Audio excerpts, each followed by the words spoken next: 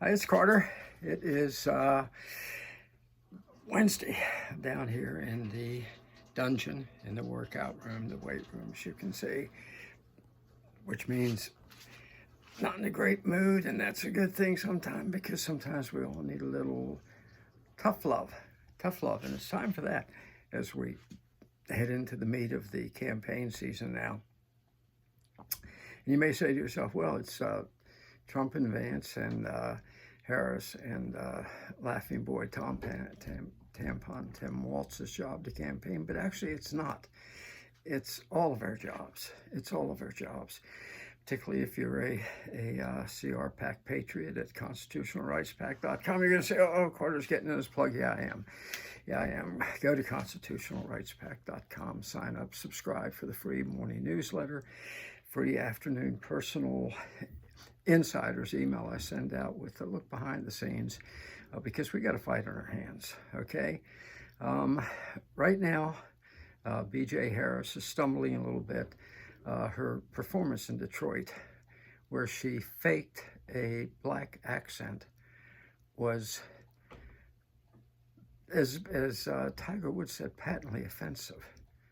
It was just offensive. And, you know, it was revealing too, and it revealed part of the reason we all need to get out there and campaign our collective butts off to stop this woman. She's a monster. She will say or do anything to get that office.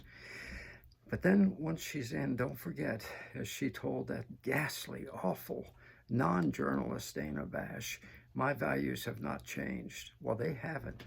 And her values are Marxist in the worst possible way. Total surveillance, total oppression, total censorship, total control. That's what this woman is for. There's something sick about her soul. Something sick about her soul. I mean, don't forget, you all may remember, as I do, when the idea of going to San Francisco was a dream come true, okay? Tony Bennett, I left my heart in San Francisco. Now all people want to do is leave San Francisco, and the destruction of San Francisco, which almost had to be deliberate, it's so ghastly, happened on her watch. Never forget that. That's what's in this woman's heart. Devastation of everything around her. Never forget, she voted, she cast the deciding vote on the bill in the Senate to add 87,000 new armed IRS agents to go after every one of us. And tip waiters and tax, the tips of waiters and waitresses. Now she says, of course, I'm against that. Of course, I'm against that. No, she's not. No, she's not. She says now she was announced years ago she was for fracking. No, she didn't. She said the exact opposite. She is an inveterate liar, a monstrous liar. She is the epitome of spiritual wickedness in high places. And so that means all of us have to campaign against her. Don't just leave it up to the folks at the top of the ticket. We're all on the ticket now. We're on America's ticket to ride or die. That's where we are. And we have to get out there, and I'm going to make a suggestion to you based upon many decades in politics at the highest levels in Washington. And that is, when you get out there, don't go after liberals and try and talk them into coming our way. They're hopeless.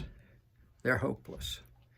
Okay? My next door neighbor, wonderful guy, said he just spent an hour and a half talking with another one of our neighbors who's a liberal. And I said, well, you're 80 years old, Jim, and you just wasted an hour and a half of what you have remaining in your life. I can say those things. I'm 78. Don't go after liberals. Don't try to convert. It ain't going to happen, and you're wasting your time. Frankly, don't even spend a lot of time with those in the middle. You can say, well, Carter, we need the independents. No, we don't. No, we don't. We need a massive turnout over those who are on our side and have to be rallied to make sure they go to the polls. So don't go after those in the middle. Don't try and convince. So don't try to convert.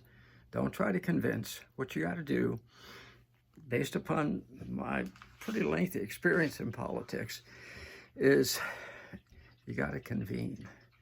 Convene those of like minds and tell them, folks, we're fighting for the very life of America.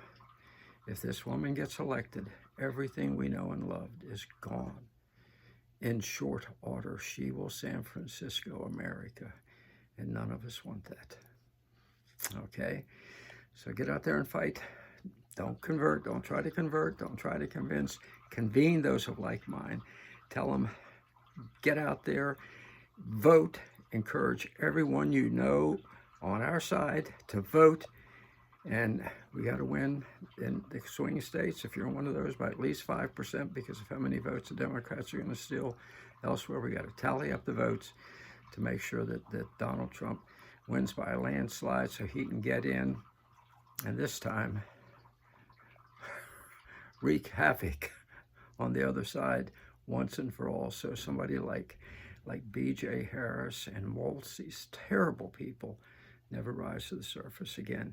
Let's do this thing, folks. Stay strong.